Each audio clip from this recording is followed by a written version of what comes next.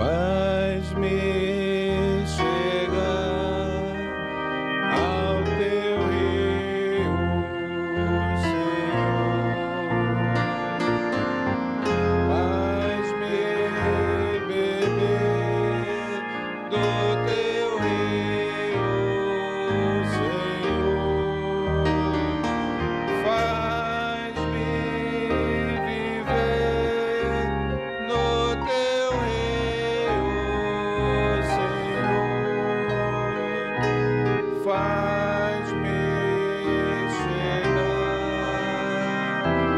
faz-me beber, faz-me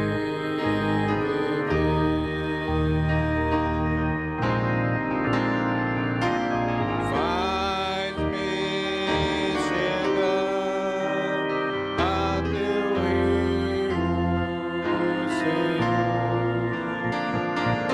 Faz-me beber do teu rio, Senhor. Faz-me beber do teu rio, Senhor. Faz-me chegar, faz-me beber, faz-me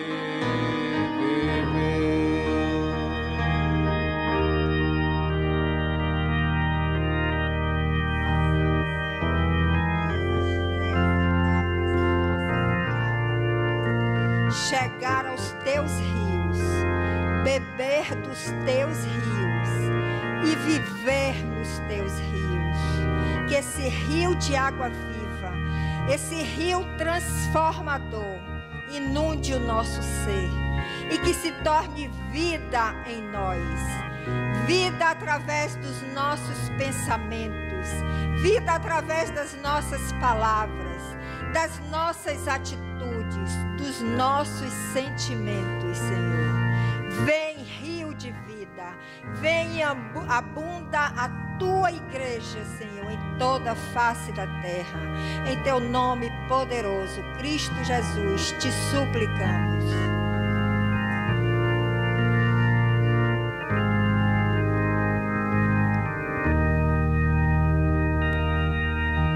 Desde que eu encontrei a Cristo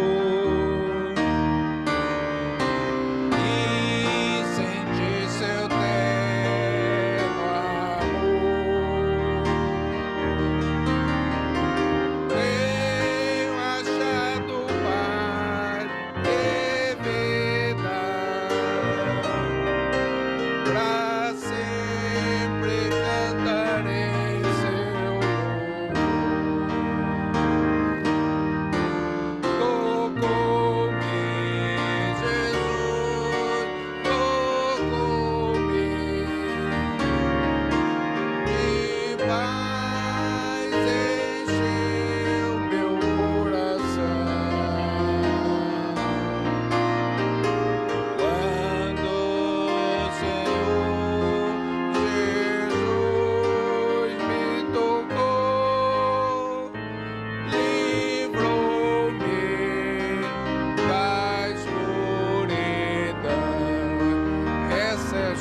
De todos nós, essa é a grande verdade, é o cântico de todos nós, amém? Desde que encontrei a Cristo e senti seu terno amor,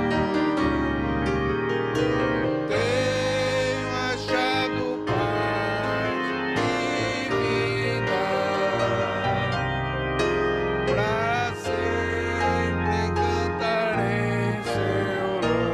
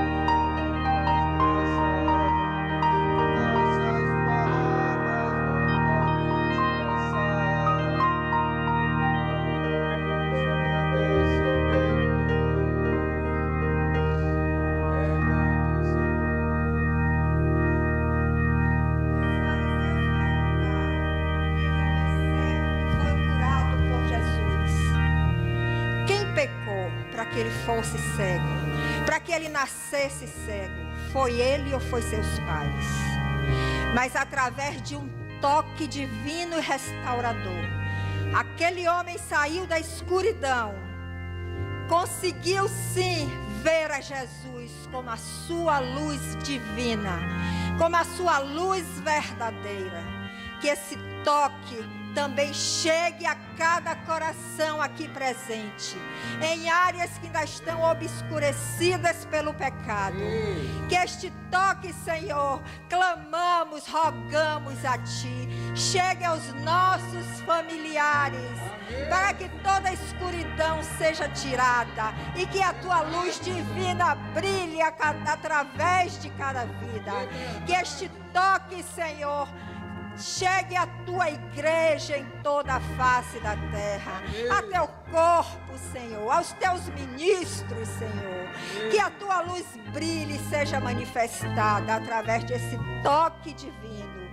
Só através desse ato de graça poderemos sim nos prostrar, louvar e adorar o nosso Deus.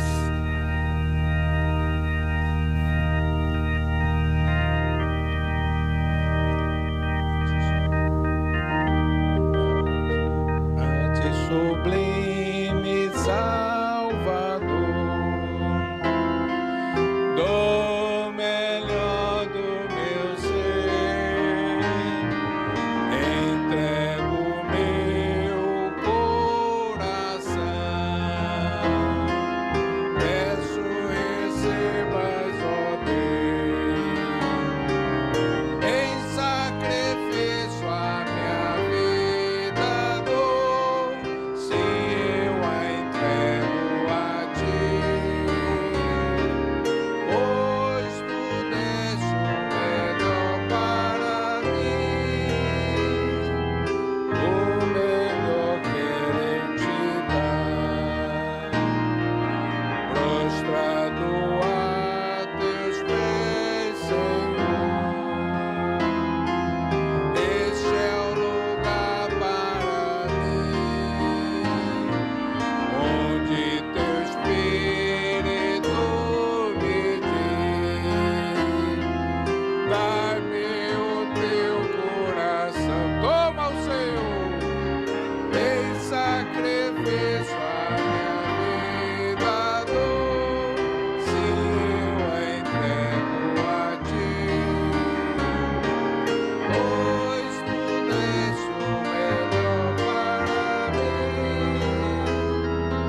o melhor quero Te dar, prostrado a Teus pés, Senhor. Esse é o lugar para mim, onde Teu Espírito me diz: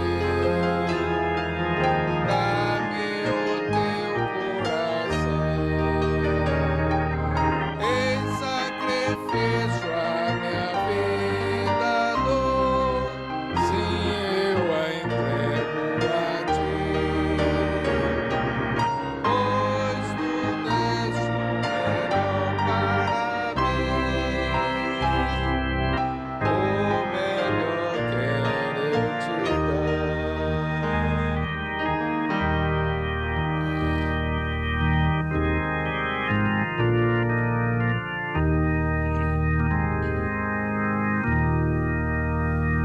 Criança, pode sair a sua aula.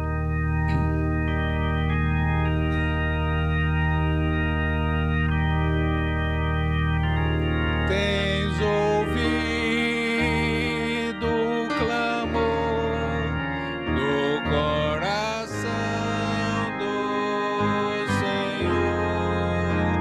Se haverá quem chore assim por Sião,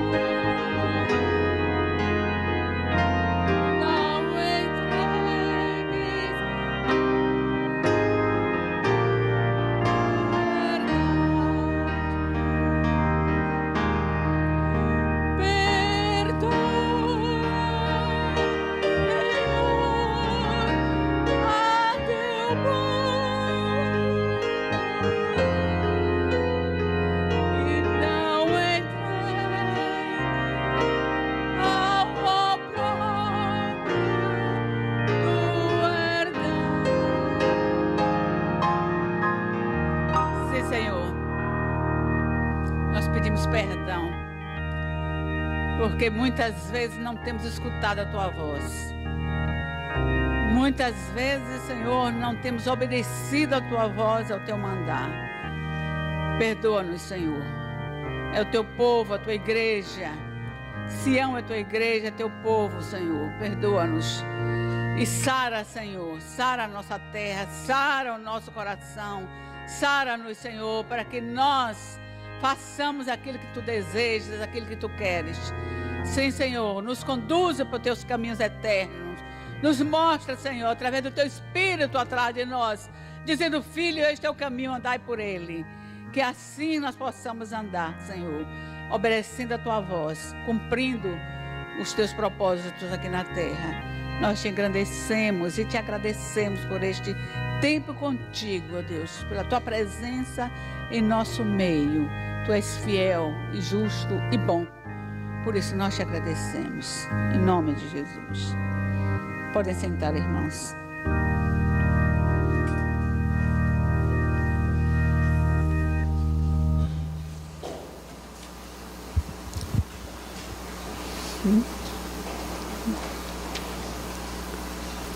Queridos, nós queremos compartilhar algumas coisas que o Senhor tem colocado em nosso coração. E eu queria compartilhar a respeito de um homem que os irmãos conhecem. Um homem que desejou ver a Jesus. É a respeito dele. Quem é este homem, vamos ver já já. Abra, por favor, a sua Bíblia em Lucas, no capítulo 19, leia comigo, por favor, de 1 a 4. Amém? Lucas, capítulo 19, dos versículos de 1 a 4. Entrando em Jericó, atravessava Jesus a cidade.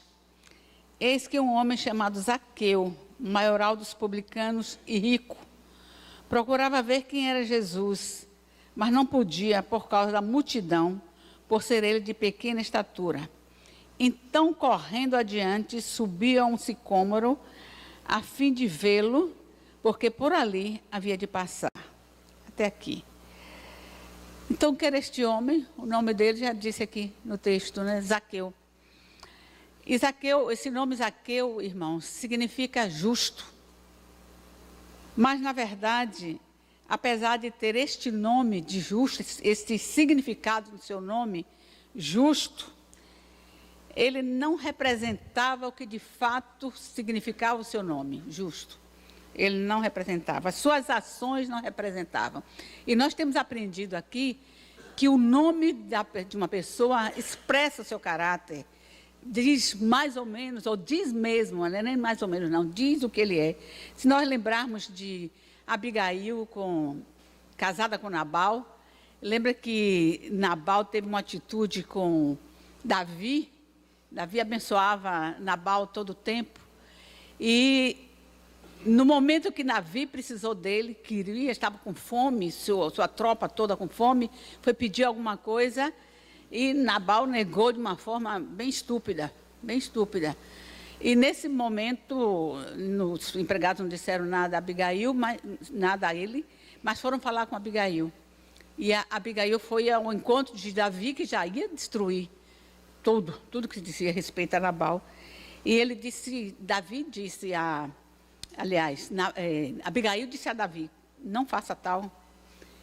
Assim como é o seu nome, assim ele é. Eu estou trazendo isso aqui para provar, lembrar os irmãos que, de fato, o nosso nome tem tudo a ver conosco, com o nosso caráter, tem tudo a ver com a nossa personalidade. Então, ele disse, assim como é o seu nome, assim ele é. O nome Nabal era estúpido, né? Louco. E só para lembrarmos disso.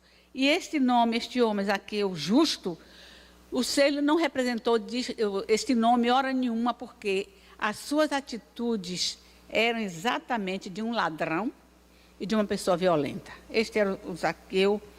E Zaqueu era um judeu.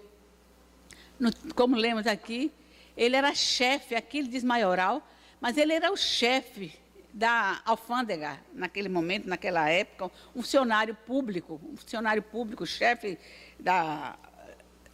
gerente daquela alfândega. E era uma alfândega muito importante, porque era em Jericó, e ali passava, meus irmãos, tudo que vinha do Oriente passava por aquela alfândega. Então, corria ali, na verdade, muito dinheiro passava por ali. E é impressionante o caráter deste homem, como ele cobrava, majorava os impostos e cobrava ainda dos próprios colegas dele, publicanos, cobradores de impostos, uma taxa. Vocês estão vendo alguma coisa parecida aqui no Brasil no momento? E eu me lembrei, quando estava vendo isso aqui, que esse percentual que ele cobrava ainda destes os colegas da alfândega, uma certa ocasião aqui, eu não estou exatamente lembrando se foi aqui em Salvador, irmãos, mas me parece que foi, os vereador e deputado, eles recebem uma verba específica para os assessores, para pagar os assessores.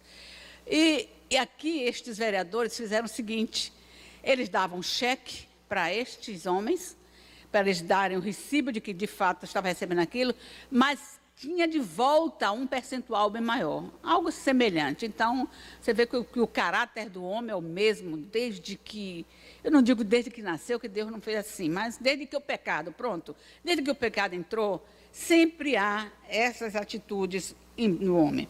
Então, como eu estava dizendo, cobrava dos seus próprios colegas e fazia o que bem queria. Por causa da sua função como cobrador de imposto e chefe, etc., ele era realmente antipatizado por toda a sociedade, alijado, mal visto. Toda a sociedade detestava os publicanos. Bom, se a gente for pensar e colocar a coisa em nós, eu ia perguntar a uma pessoa assim, você gosta de pagar imposto? A gente paga, né? Eu pago. Mas eu não digo, irmão, eu não gosto não. Entendeu? Eu não gosto não, mas imagine nesta condição ainda de algo majorado, algo a gente sabendo que era ladrão, etc. Então, ele era alijado, mal visto, detestado.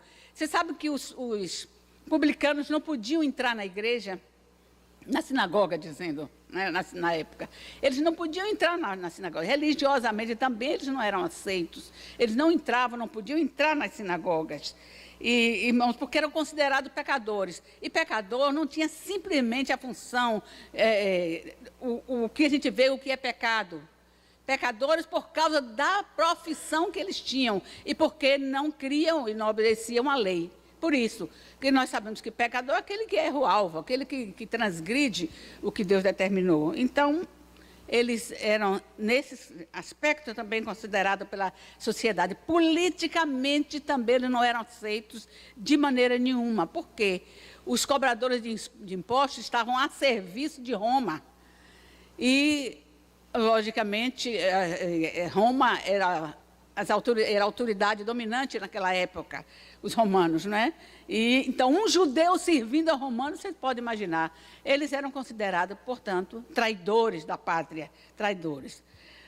Mas, meus irmãos, o que me parece que aconteceu com Zaqueu, é algo que acontece com muita gente, que não tem coragem de enfrentar, de olhar para dentro de si mesmo, ver qual é a sua dificuldade e, de cara limpa, eu estou usando uma expressão que na linguagem psiquiátrica é muito usada, a pessoa que não tem coragem de olhar para si, olhar para dentro de si, mas tampona a sua dificuldade com alguma coisa. Então, quando eu estava fazendo um curso sobre drogas, com os psiquiatras, eles viam que muitas pessoas ou se encharcam de bebida, ou se encharcam de drogas e de outras coisas mais, porque não tinham coragem de olhar para suas dificuldades relacionais, para sua timidez, para seus problemas, então colocam outras coisas. Então, eu estava observando, analisando este homem, e antes de falar propriamente na situação dele, eu vou citar aqui uma pessoa que a Bíblia diz perfeitamente, é a mulher samaritana. Vocês se lembram? Não vamos lá, não. No capítulo 4 de João, Jesus conversando com a mulher samaritana, perguntou para ela, pelos maridos dela, pelo marido. Ela disse, já tive 5. Jesus disse, é verdade, você já tive 5, esses que você tem agora não é seu. Então, Jesus quis dizer para esta mulher, olha, mulher, o que você precisa não é de mais um marido. Você não tem necessidade de nada na área sexual. A necessidade que você tem, o vazio que você tem dentro de si, só pode ser preenchido com outra coisa, e não tamponado com essa questão de um marido hoje, amanhã, outro, terceiro, quarto, quinto, e assim vai. Então, essa é um exemplo para a gente ver que, muitas vezes, este vazio, este buraco, esta timidez, essa ambição desmedida, que vamos ver aqui agora, não está tão relacionada com outra questão, a não ser que há um buraco que precisa ser preenchido, mas não com coisas, vazios que são preenchidos, não com drogas. Muitos, irmãos, acompanhei muita gente, muitas pessoas que usam drogas por causa dos problemas familiares, ou droga porque não tem coragem de abordar uma namorada, então se droga para ficar livre, de cara limpa e fazer isto. Sabe que uma das coisas que sempre me chamava a atenção, às vezes até me chocava, tinha colegas médicos que no final de semana, caixas de cerveja, era aquela, me lembro de um deles, aquela avidez para sexta-feira à tarde, já está se preenchendo. Por quê, irmãos? O que é que estava faltando nessa pessoa que tinha tantas coisas? Então, muitas pessoas usam bebidas, drogas, porque não saberem encarar suas dificuldades. Então, este homem, ao que tudo indica, analisando, ele sublimava, escondia as suas necessidades emocionais, relacionais, espirituais, em busca de uma ambição desmedida por coisas, por riquezas, por ter muito mais. E quando, na verdade, não era isto, e a forma como ele usava práticas ilícitas e desonestas para obter essas riquezas, e não saciava, porque não adianta, não sacia. Não preenche, o vazio não preenche.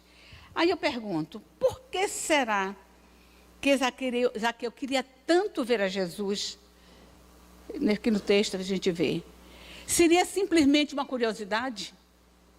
Uma curiosidade de ver Jesus, por causa da fama? A fama de Jesus já corria.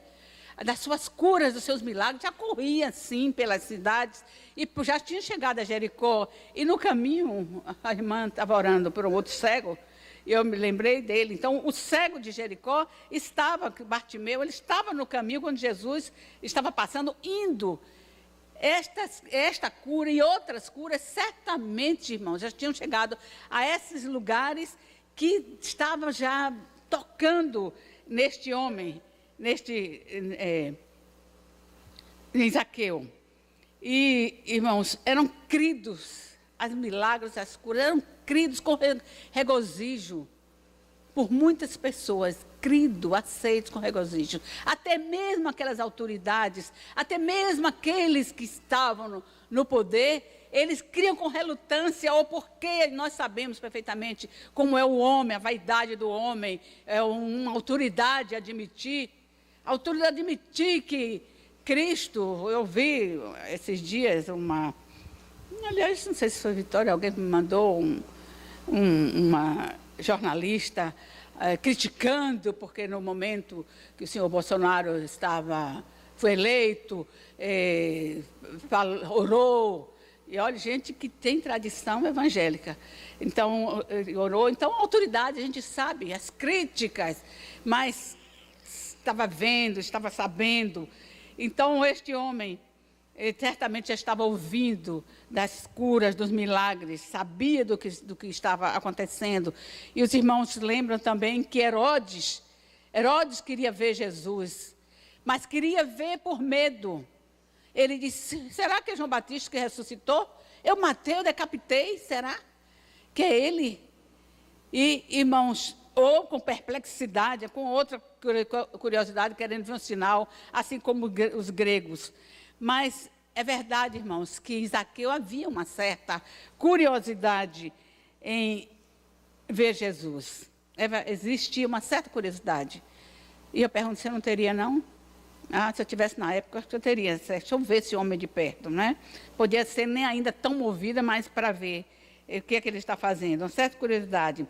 Mas é possível, meus irmãos, que por ser um grande pecador, e toda a sociedade o considerava um grande pecador, e com certeza ele também já se considerava assim, uma pessoa fora do padrão, fora das medidas de Jesus. Então, certamente eu acredito que ele já estava sendo tocado por dentro. Entendeu, irmãos? Escutando estas narrativas das maravilhosas obras de Jesus. Ele tinha tudo materialmente falando, para suprir as suas necessidades materiais. Mas, meus irmãos queridos, este homem, eu posso imaginar. E quando eu imagino isso, eu imagino porque a gente também faz uma ilação a partir de nós mesmos. Como é que era você antes de ter nascido de novo? Quando o irmão cantou aqui, todos nós, está aqui, tudo diz respeito a todos nós. É verdade, como éramos antes? Aqui eu imagino que este homem, tinha uma alma seca, vazia, se sentia assim. Porque sem Cristo é assim que muitas vezes nós nos sentimos, vazios, seco. Não tinha nenhuma esperança real, meus irmãos, de obter qualquer coisa revestida de grande valor. Mas sentiu aquela fome, aquela imensa compulsão para ver o Senhor. Pelo menos para ver que é este famoso Jesus que está aqui fazendo tantos milagres. Aquela imensa compulsão. Mas também, meus irmãos, uma coisa que este homem ouviu, que eu acho que vale a pena para mim. Ele tinha ouvido falar de Jesus, mas numa característica que certamente o ajudou. Irmãos, como alguém que ajudava e não destruía. Olha o que eu estou falando. Ele certamente tinha ouvido falar de Jesus como alguém que ajudava e não destruía, à semelhança das autoridades da sua época, dos líderes, os líderes religiosos da sua época, que tinha sempre um dedo apontando, sempre um dedo acusando, sempre não aceitando.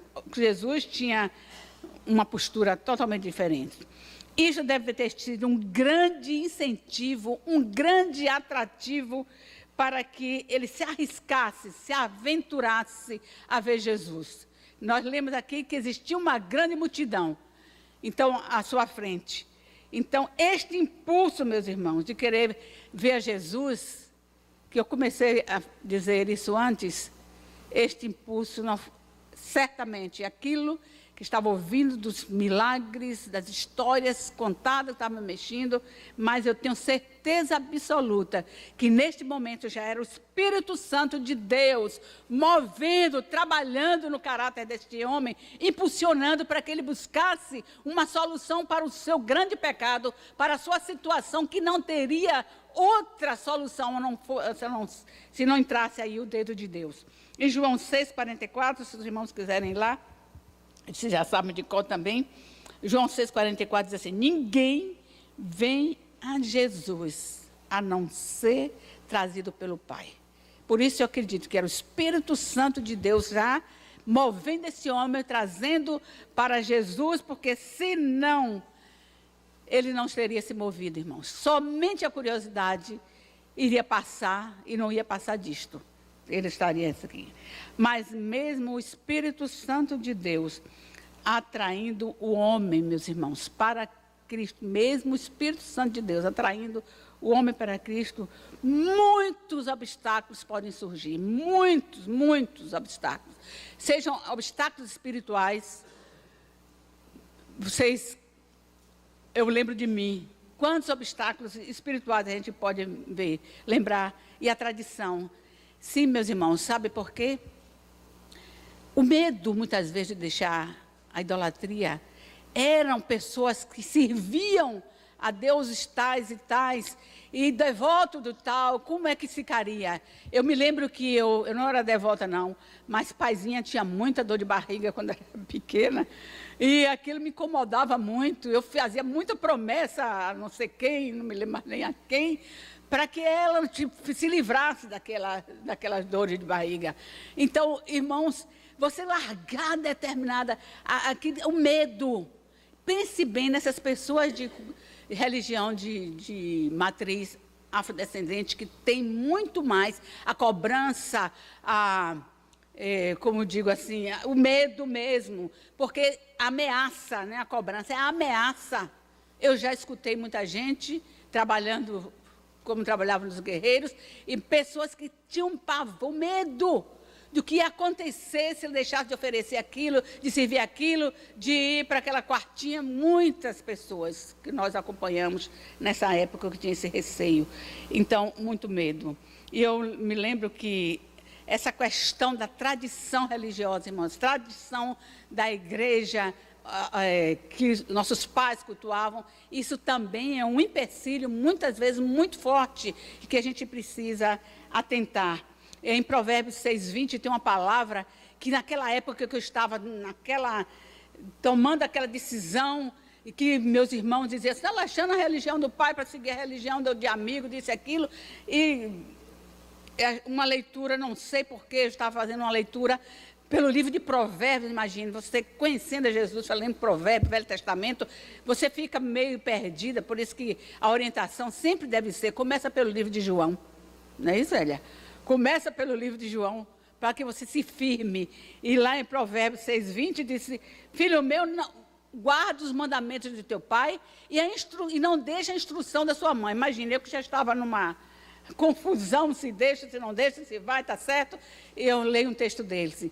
Mas, irmãos, eu estou dizendo aqui que muitos empecilhos existem para que uma pessoa vá para Jesus, fique com Jesus. E Zaqueu tinha dois impedimentos que nós vamos ver como ele venceu esses impedimentos. Ele tinha dois impedimentos.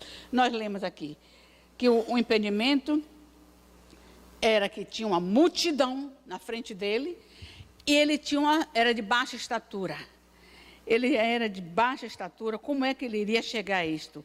Mas, meus irmãos queridos, já existia uma fome dentro deste homem, uma fome e uma convicção de que a sua situação só tinha um que poderia resolvê-la, seria Jesus Cristo.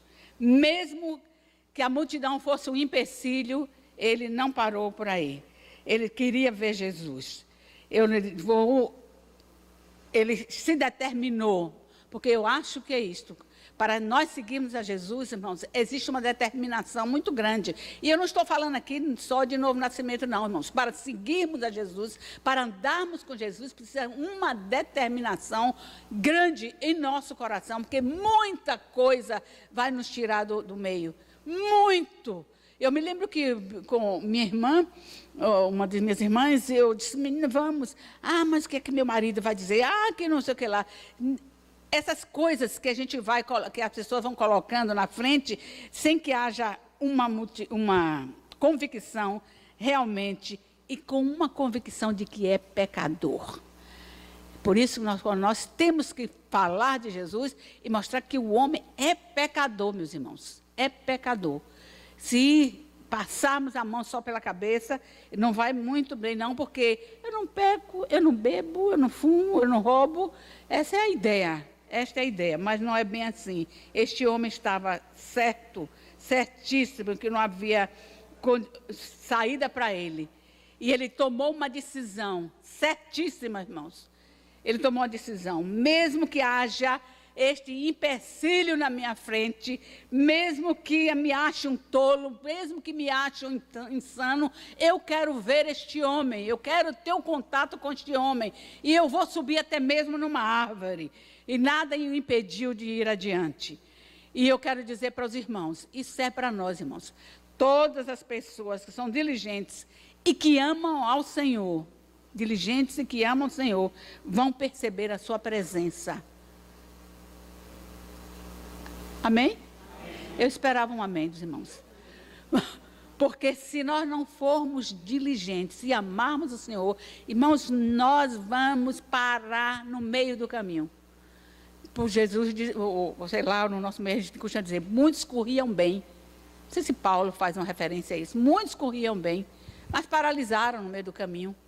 Tudo pode parar. Então, para resolver de fato aquela dificuldade, Zaqueu resolveu subir numa árvore. Na estrada de Jericó, de um lado e de outro, tinha muitas árvores frondosas.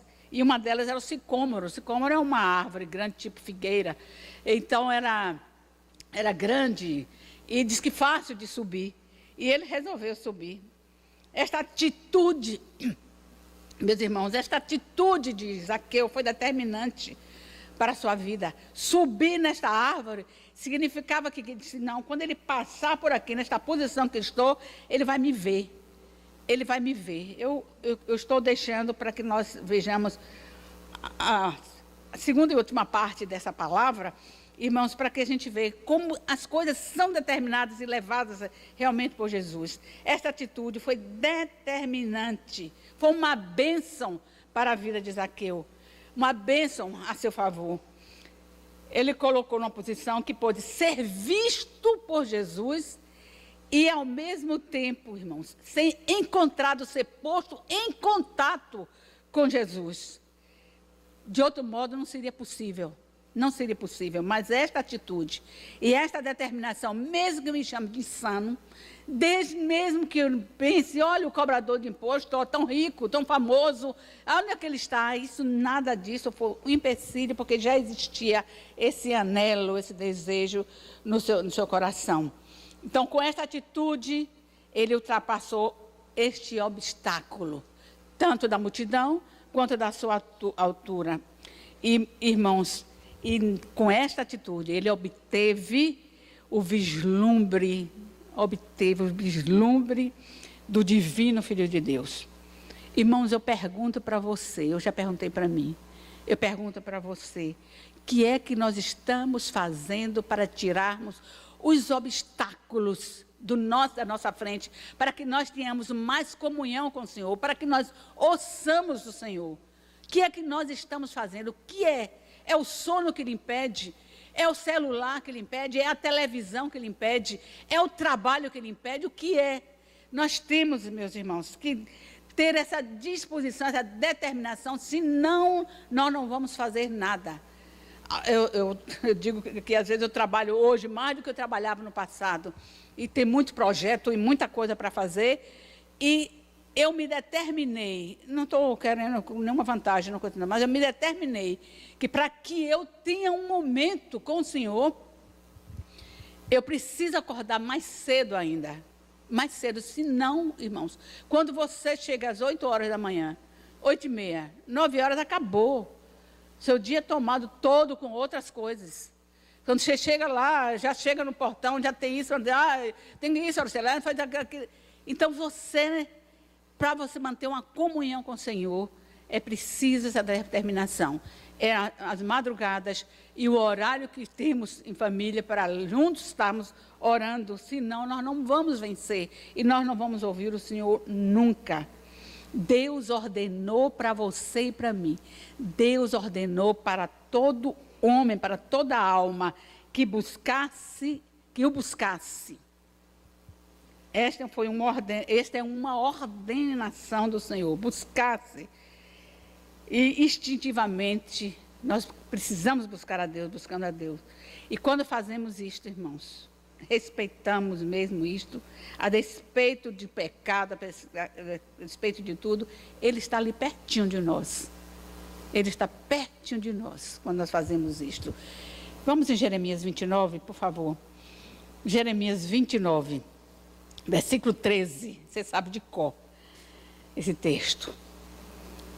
Se você sabe, diga comigo. Buscar-me-eis.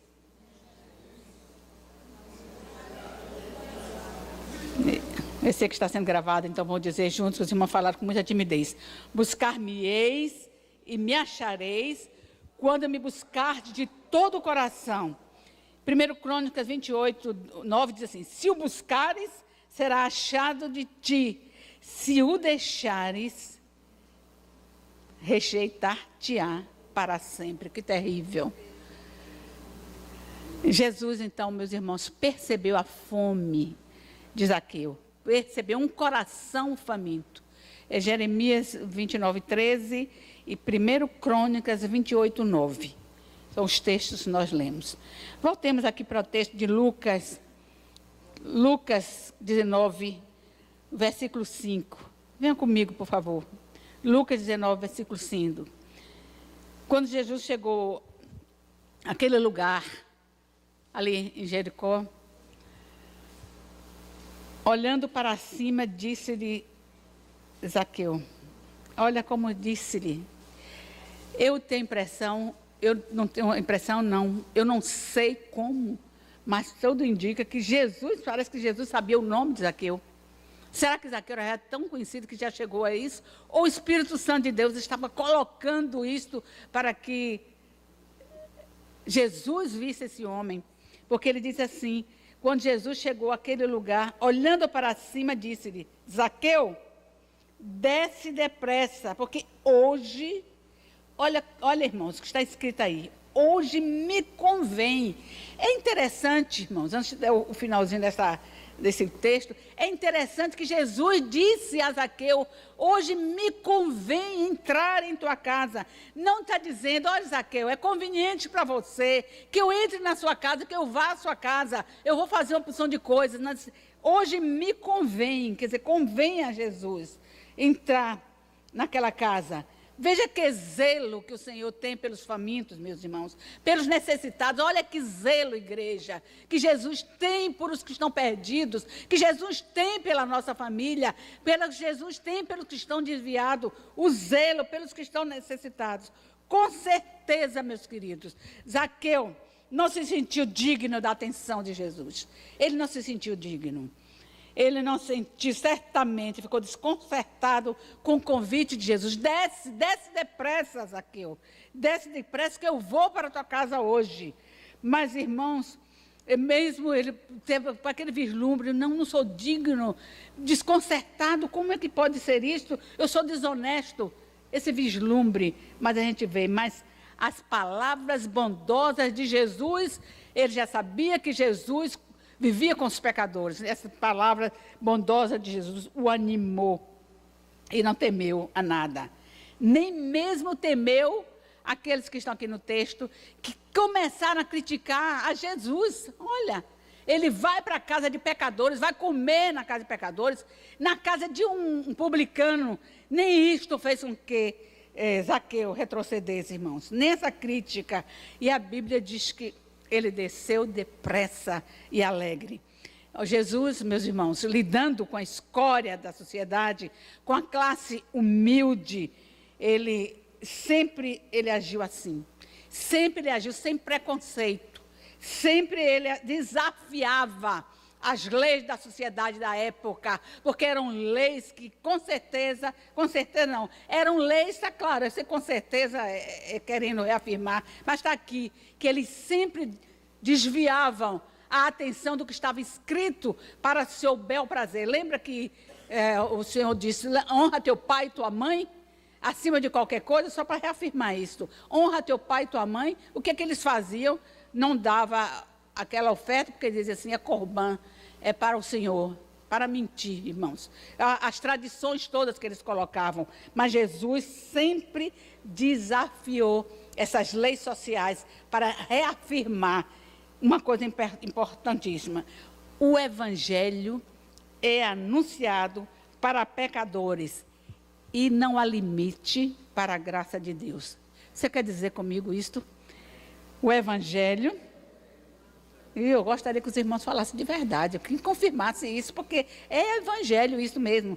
O evangelho é anunciado para os pecadores e não há limite para a graça de Deus. Não há limite, irmãos. E Jesus disse, eu vim buscar e salvar os que se haviam perdido. Os sãos não precisam de médicos.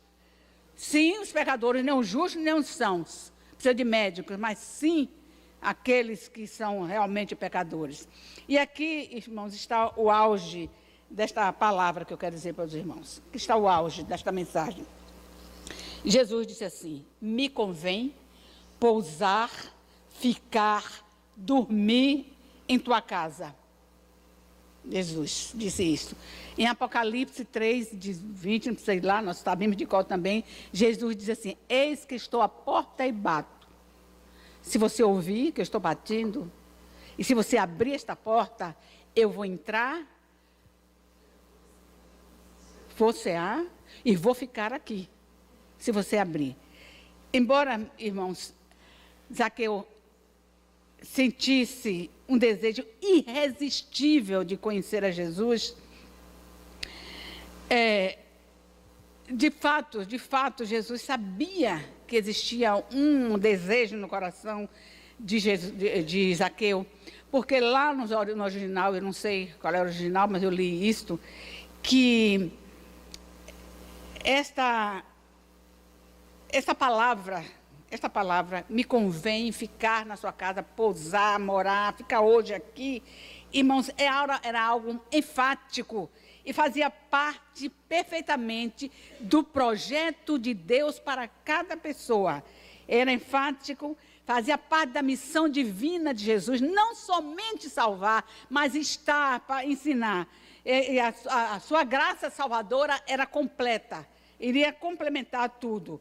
Eu quero ler algo que eu coloquei aqui, irmãos, para que a gente analise. Fazia parte da sua missão divina, fazia parte da graça proveniente de Deus, e na realidade era o começo da fé. Então Jesus precisava estar ali naquela casa, porque era o começo da fé, para reafirmar para Zaqueu de que ele estava sendo alvo da bondade de Deus. E é impressionante, meus irmãos, como Deus arranja tudo quando Ele quer atingir uma pessoa. Como Ele arranja todos os caminhos. Olha como Ele fez aqui. Ele procura os homens, primeiro falando da sua mente, tocando, trazendo. Ele mandou conhecimento dos milagres para Zaqueu. Depois Ele cria circunstâncias externas para que a gente seja conduzido para ali. Se você olhar na sua trajetória para chegar a Jesus, Deus foi cercando, mandando pessoas, mandando palavras. E depois, irmãos, acontecimentos, circunstâncias para que você seja conhecido, para que você vá conhecendo e tomando uma atitude, até que chega aquele dia exatamente onde tudo vai se juntando. Então, o Espírito Santo vai fazendo esse trabalho para nos levar a essa situação. Então, vejam bem, Jesus vai à casa deste homem para começar a alicerçar a fé deste homem e compartilhar da sua presença. Vai para comer com ele, numa atitude, com ele, com a sua família, uma atitude de comunhão. Eu queria que os irmãos lessem comigo Êxodo 25, 23. Jesus vai à casa deste homem, vai fazer algo que nós precisamos entender, irmãos, que Jesus vai estar ao redor da mesa desta família. É ao redor da mesa, meus irmãos, que muitos relacionamentos são confirmados, são restaurados, ensinamentos saem ali. Veja o que diz Êxodo 25. Eu vou só relembrar o 23 e a gente vai chegar ao 30. 23 diz assim: Deus mandou que Moisés fizesse uma mesa de acácia, para que todos eles ficassem ali. No 29 diz que naquela mesa deveria ter pratos, talheres, recipientes para incenso, etc., taças, etc. Chega 30, eles porás sobre a mesa os pães da proposição, os pães da presença diante de mim perpetuamente.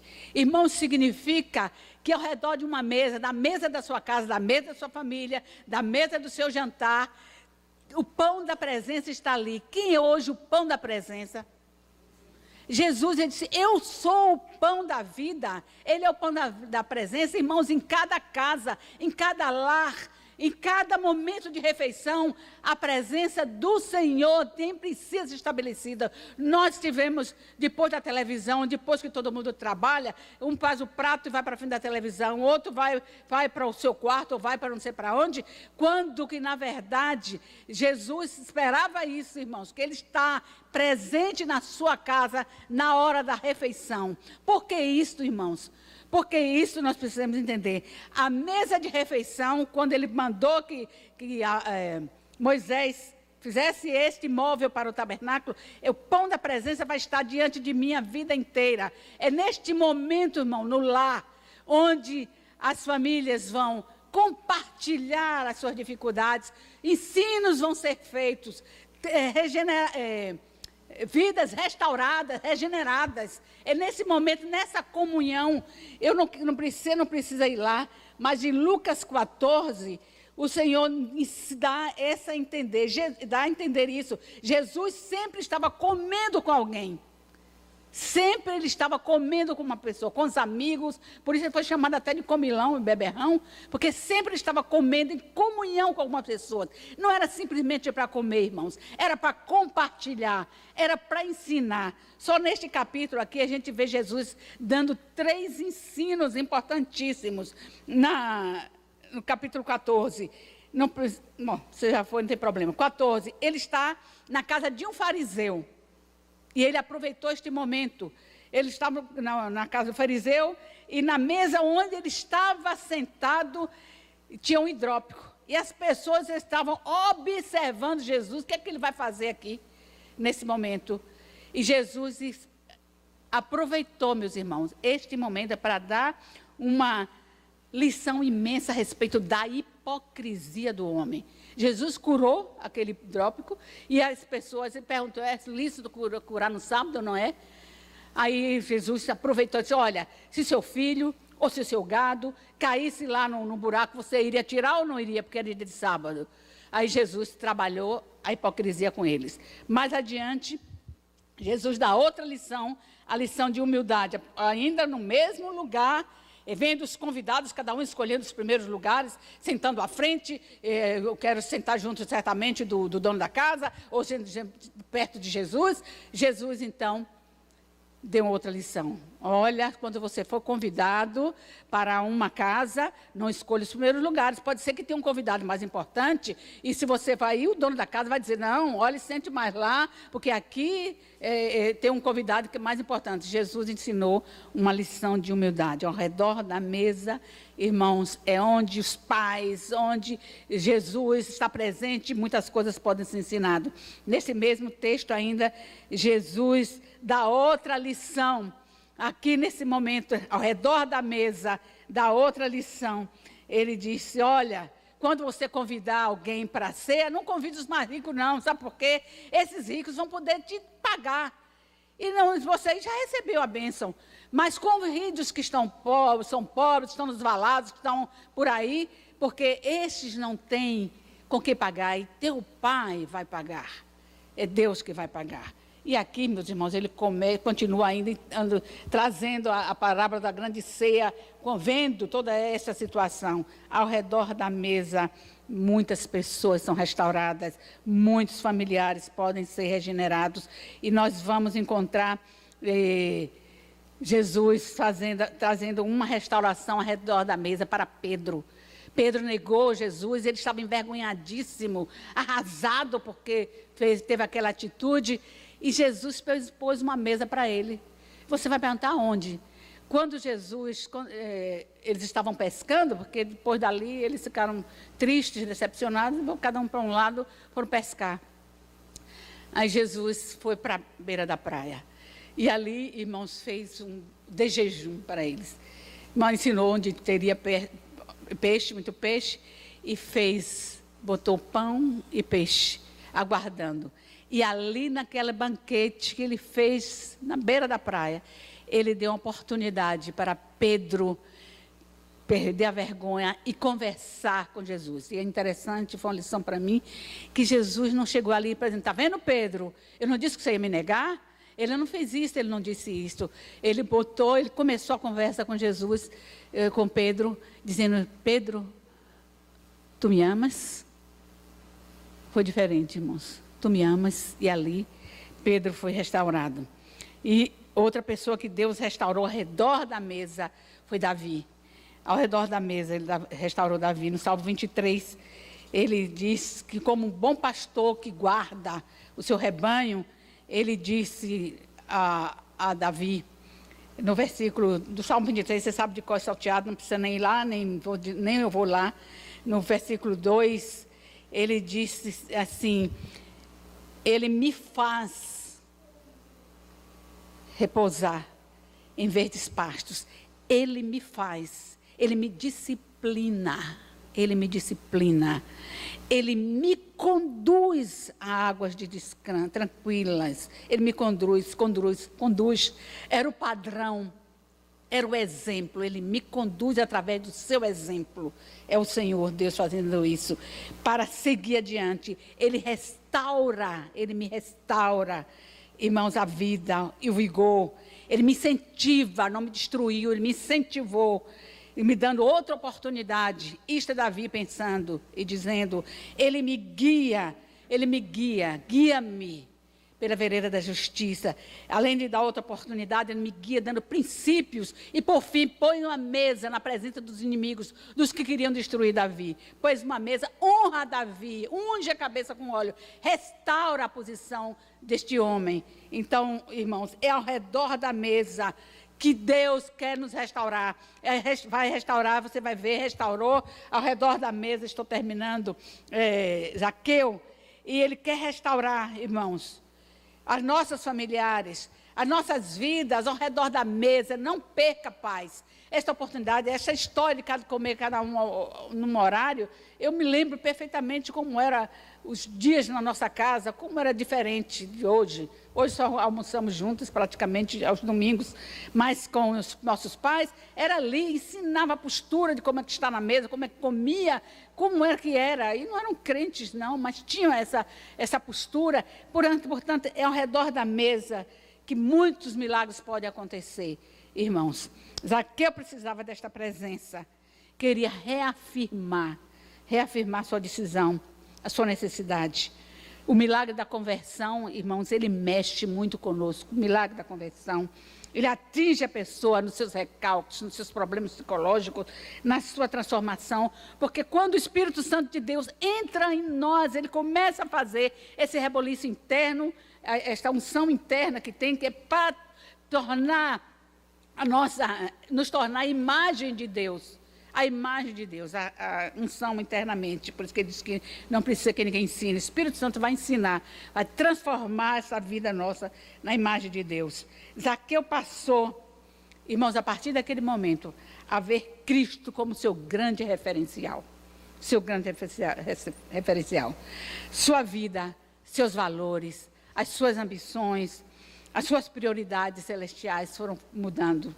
Ele tirou o foco de acumular egoisticamente bens e amplia a sua visão para a socialização dos seus bens, daquilo que tem, através do amor, seus recursos materiais para servir, e para que servir ao reino, para glorificar. Volte comigo, por favor. Estou, de fato, terminando. Volte comigo a Lucas, no capítulo 19, e leia comigo este versículo daqui, o versículo 8, e vejam só o que aconteceu. Lucas 19, 8.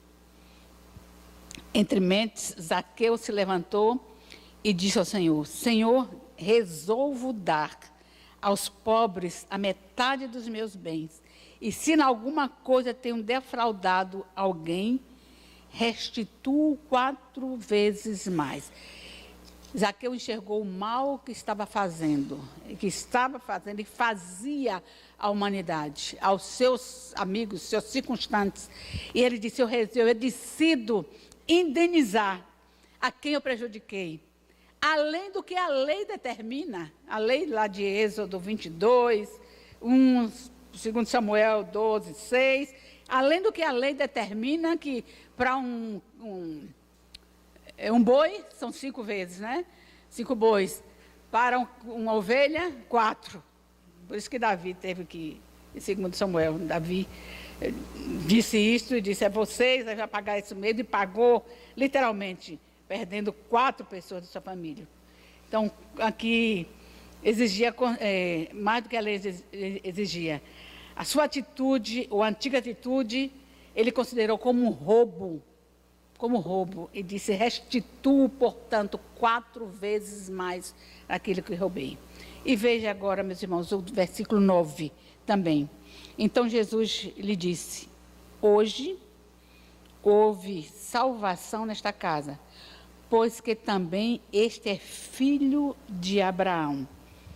Hoje houve salvação nesta casa. Jesus reconduz Zaqueu à sua condição de filho de Abraão. Não somente, irmãos, na questão da tradição, ou da linhagem, melhor dizendo, da questão da linhagem judaica, mas, sobretudo, hoje este homem é filho de Abraão pela fé, andando na fé que Abraão tinha. Então, foi reconstituído ou trazido para este lugar.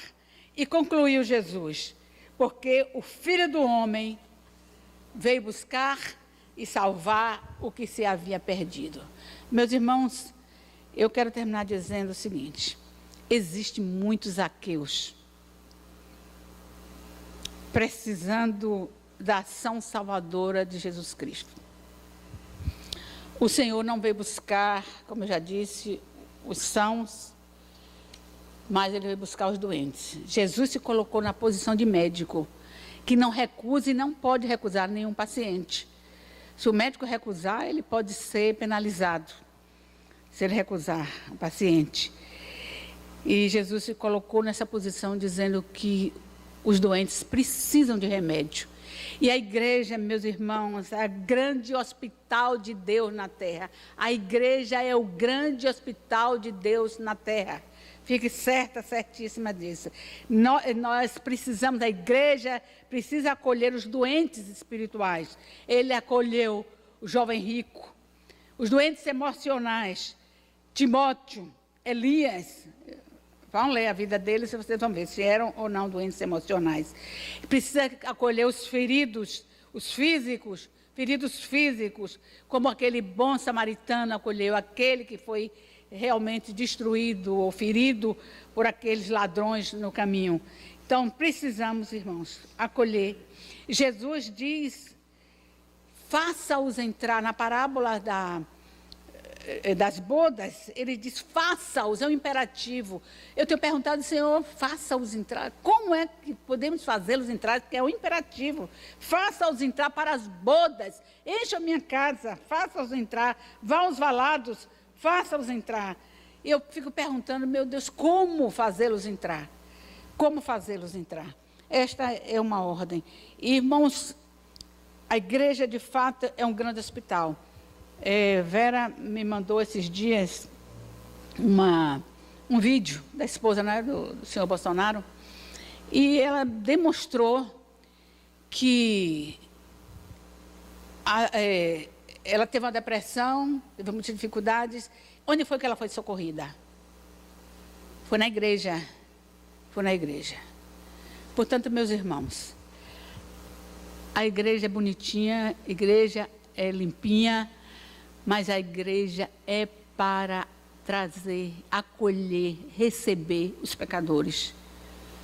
Os pecadores. Os que estão pelos valados, os que estão nas estradas. E nós precisamos lembrar disto. E precisamos convidá-los para que façam entrar. É interessante que eu tinha escolhido um cântico. Pode ver, meus irmãos. Um cântico. Hei de ver-lhe e conhecer-lhe, quando estiver redimido junto a ele, pelas marcas dos cravos em suas mãos, o conhecerei. Como anelo ver teu rosto em tuas câmaras secretas ao meu rei, pois tua glória me transforma e meu ser completo viverá. Não vai ser esse cântico, não. Hoje de manhã, eu já tinha escolhido há vários dias, hoje de manhã, o Senhor, irmãos, aqui é de ver, eu que quero vê-lo. Eu já nasci de novo. Mas o nosso objetivo não é este, que não é este, não, é este sim. Mas nós já nascemos de novo. Nós já sabemos que devemos procurar. E me veio então, aí a dó mesmo. Me veio então hoje pela manhã, tantos que esperam mover dessas águas. Hoje nós oramos aqui para que essas águas sejam movidas. Essas águas que nós precisamos estar nesses 3 espaços, nesses 3 momentos. Então vamos ficar em pé, irmãos, e cantemos este cântico. Tantos que esperam mover estas águas. Que o Espírito Santo de Deus, de fato, mova as águas que estão dentro de nós, irmãos. Águas que estão dentro de nós. Ele diz que haveria um poço que saltaria, primeiro para nos transformar na imagem do Senhor, mas um poço que jorraria para a vida eterna, jorraria para fora, para que outros conheçam também a Jesus. Por isso nós vamos pensar, este homem, Zaqueu, teve a sua grande oportunidade e foi totalmente restaurado. E nós precisamos ver outros chegando a isto.